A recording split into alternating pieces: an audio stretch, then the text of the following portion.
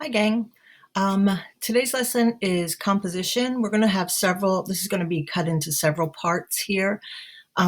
Composition is an extremely important part of creating an image that is compelling, that people want to look at more than once.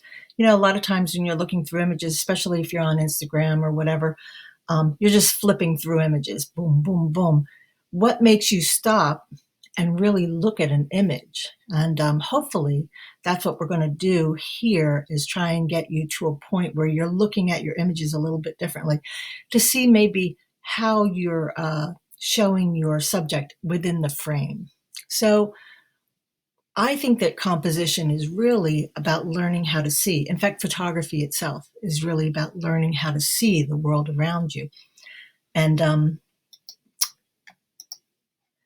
so composition is, in the way that photographers use the word, simply refers to the way that you frame your scene. Okay. So we've all seen directors make, like the two little L's here like this, and frame. It's kind of almost a cliche of, a director looking through and framing, but that's exactly what we're doing when we hold the camera up in front of our face and see the image in that little LED screen or within the viewfinder. It's trying to look at the world like this. I think this is a great picture for that. You're actually framing the image the way it's going to look in your photograph. So when you're looking at the image overall, when you're looking at a scene, you see the whole thing. Our eyes see everything. But when you put this little frame around it, or if you hold the camera up, all of a sudden now you have choices as to where you want to place your subject within that frame. And that's what we're going to look at a little bit here today. So composition is arranging forms, lines, tones, and color and other elements of a photograph in a way that is pleasing.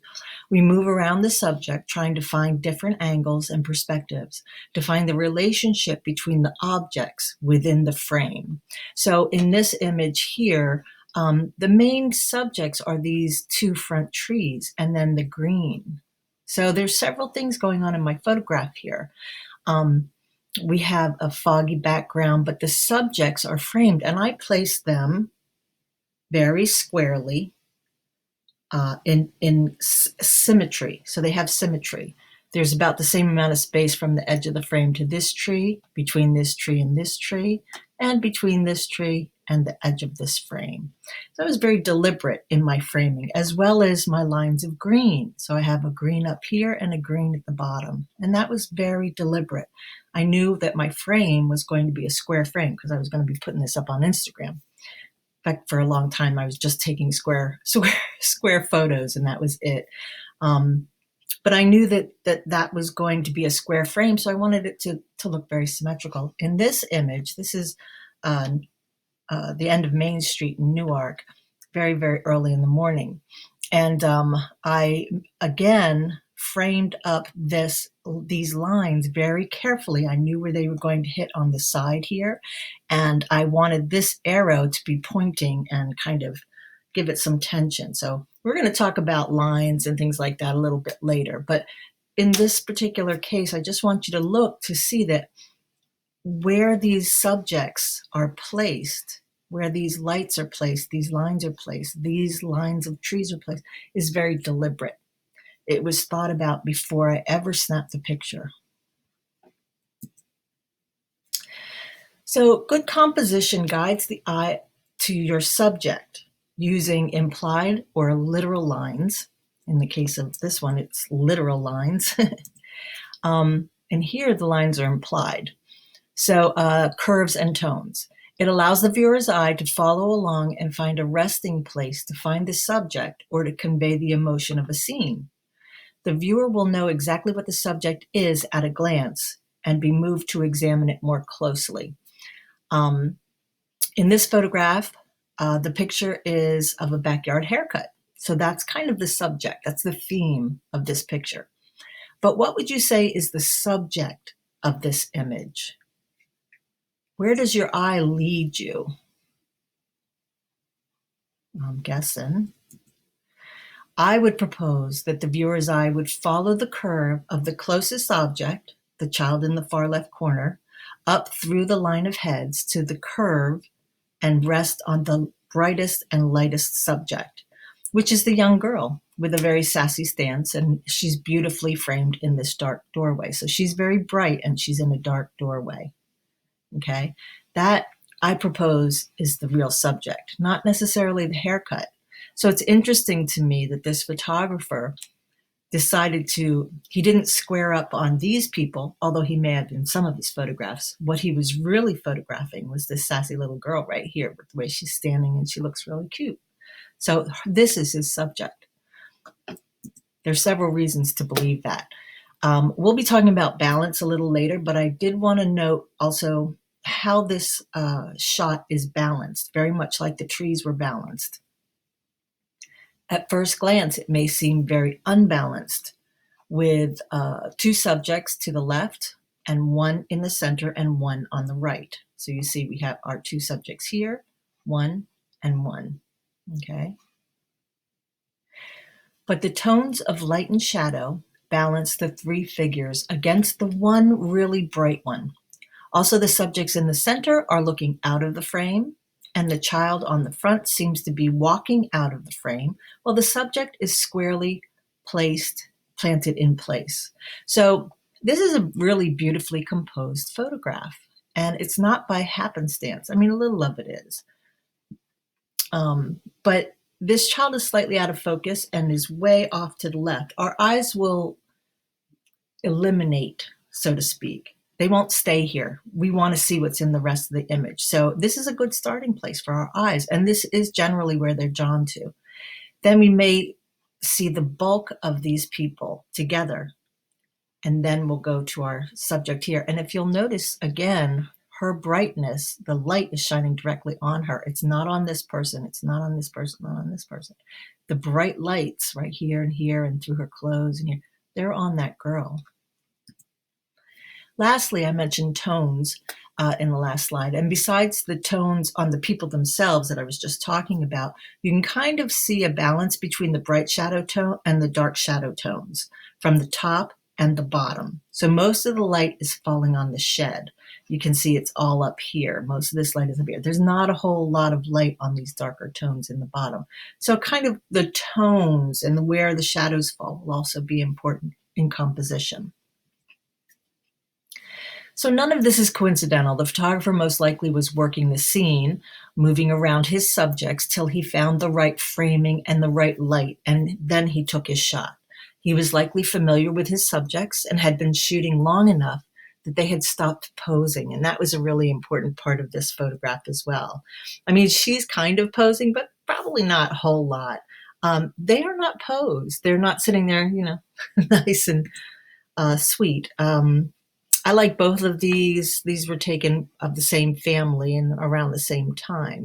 This is beautifully composed. We're going to talk about shapes within our composition. So we've got a triangle here, a square here, a rectangle here and here, or an L shape, upside down L shape. Triangles again here, and then this little line branch leading right to the subject, which is this part of the dead center in the frame. So all of those things are taken into consideration. So a bad or a thoughtless composition may look boring or mundane to the viewer. You're going to go right past it. Your eye will wander around aimlessly, and you may ask, what's the point of this image? So what's the subject here? What's important to see? In this image is the subject, the man, the lodge behind him, which is centered, the mountains behind the lodge. Is it the street, which takes up a lot of real estate here in this frame? The eye doesn't really know where to wander, so it goes all over the place, looking for the subject. So who's the subject of this? By zooming in and cutting out the unnecessary objects, like the street and the sky, the subject becomes obvious. You still know the man is at a lodge in front of a scenic mountain, but the man is the focus and the background is simplified. So if you're going to take a portrait of someone, a lot of times you'll take a portrait and I want to show the background and stuff. Well, I mean, there's a place for that kind of portraiture, but if you really want to take a portrait of someone, you're going to zoom in on them and let the background kind of fade away, goes a little bit out of focus when you zoom in. And that's a good thing, because that makes your eye focus on your subject, which is the man. The magic of photography, the way I see it, is that it can reveal an element that someone else walking by a scene may not have noticed on their own. A well-composed photograph highlights and elevates a detail simply by the fact that it's being photographed, okay?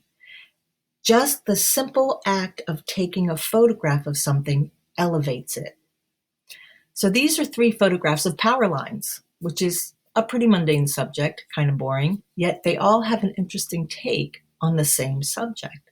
So if I were to say go out and photograph power lines, you could come back, we have 17, 18 kids in this class, I'd have 17 or 18 different points of view on power lines, you know, and that's what I think is the cool thing about it. Now, these are beautifully composed. I really love this one here. It has all these what we call leading lines, and we're going to talk about that in greater detail later.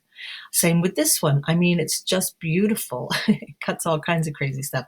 And this one I think is interesting because of the chaos that's in it. And I like that. So, yeah, just by the simple fact of taking a photograph of power lines, all of a sudden they become a subject, not just something you pass by in your car.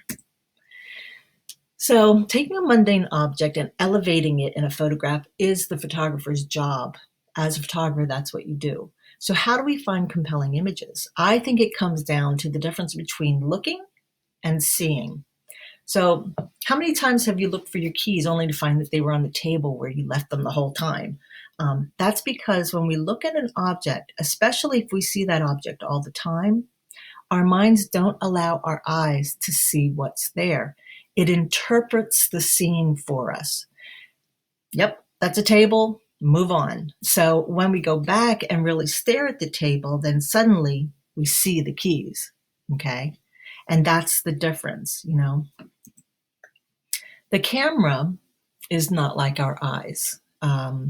There's a lens, there's an aperture, which is the opening and closing of your pupil, and light sensitivity, but it has no brain to interpret what you see. And we'll get back to that in a minute. The brain filters out unnecessary content. Most of what we see is actually only what our brains have interpreted. That's why optical illusions work, because our brains make assumptions. The brain is subjective. It interprets. The camera is objective. So what you see is what you get, you know. Our brain, because we would be overloaded with data if everything in the room was being given the same importance in our brain. 80% of what we see is based on experience. Our minds do this so that we are not overwhelmed with data. Unless the information needed is specific, we don't see the details. For example, we don't need to see every detail of a car. We know what cars look like.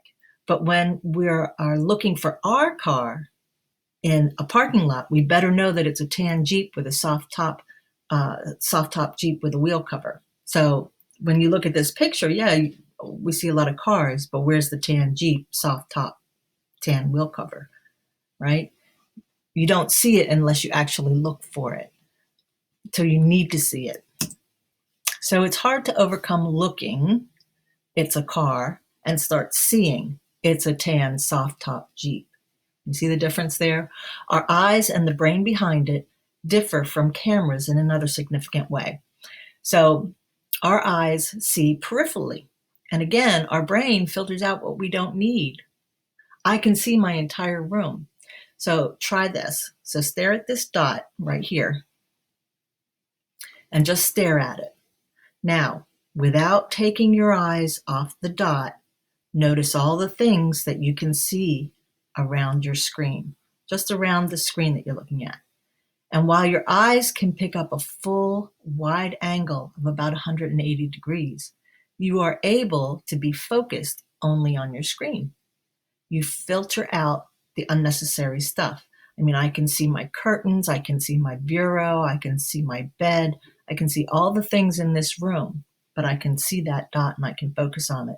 When I'm looking at the dot, when I'm looking at the screen, those things are there, but I don't need to see them. Now, if somebody were to walk in my door, all of a sudden that would become important and I would see that door. But until that happens, I don't need to know it. So my brain filters it out. Cameras do not do that. They see everything, okay? They pick up everything that's in the background, and that's why you'll often see trees growing out of people's heads and some people wearing funny hats, because our eyes, when we're looking through the lens, filter this out. Our eyes don't see it. Our eyes see only our subject. So we have to train our eyes to see the background. So how do you make sure that you have exactly what you want in your photograph and nothing else? When aiming your camera at the subject, take a moment to look through the lens or at the back of the LED screen or whatever you're looking at, your camera. See what's behind or in front of your subject. Move your body to the left and to the right and to see if the background is more pleasing. So move closer to your subject and don't be afraid to fill the frame with it. So what I mean by that is, in this particular image, we're taking a picture of a pine cone. But when we're looking at it, I'm standing far away. Well, actually, I didn't take these, Mary Johnson did, but the photographer is standing far away, looking at the pine cone. Snap, took the picture. Well, there's all this other stuff in here. There's a dog, there's the railing, there's the table. So let's get a little bit closer. So move your body in and move it around. So you see that they moved around the table a little bit. Well, this background is a little bit better. So now they're kind of thinking, I can see the background, but it's not as distracting. I don't have the dog wandering around and I'm a little closer. So the pine cone takes up more of the frame. But now what you really want to do is zoom in. And when you zoom in, you fill the frame with the with the pine cone. I don't know why I keep calling it pineapple. With the pine cone. So zoom in to get really close. So you want to stand close and then zoom in. You may have to step back if you're super zoomed in, but it's worth it. You'll also notice how simple and out of focus the background becomes, right? So when you're really zoomed in, we still know this is a pine cone. It's the same pine cone. It hasn't moved. Nothing has changed in this scene. The pine cone is in the exact same spot it was before, even in this one. But now you see this little bit of green up here. What the photographer has done is gotten down close to the pineapple, come down on eye level with it. So before, we're standing up, shooting down at the table. Here, we're maybe seated, but we're still above the pine cone. Here, they've crouched down and they're looking directly, the pine cone is right here. They're looking directly at the pine cone and they're zoomed in. So now, not only are you getting the sense that this is a pine cone and it's quite beautiful, you're seeing beautiful details that you could never see here or here or even here. You see that little piece of amber right there. But it's eliminated this whole background here. What she's seeing is through the slats to the green tree behind it. Even if you saw the slats in there, they'd be so out of focus because she zoomed in. And there's such a shallow depth of field. That's what this is called. It's called a shallow depth of field. So the depth that is in focus is very shallow. It's only from the front of the pine cone to the back of the pine cone. Everything behind that field, that back of that pine cone, is out of focus, okay?